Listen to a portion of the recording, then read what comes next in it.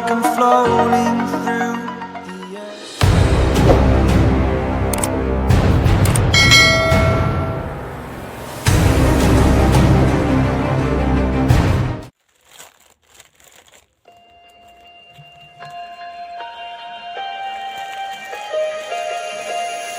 I don't know if I'm changing over.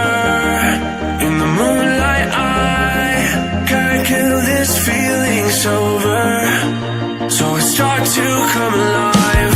I don't know what starts to control me.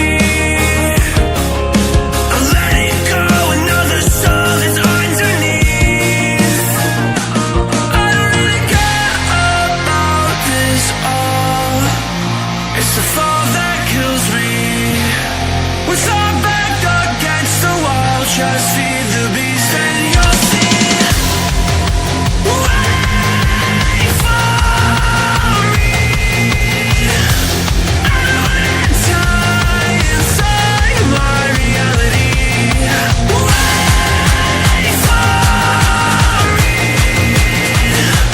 I don't want your mind to remember me this way.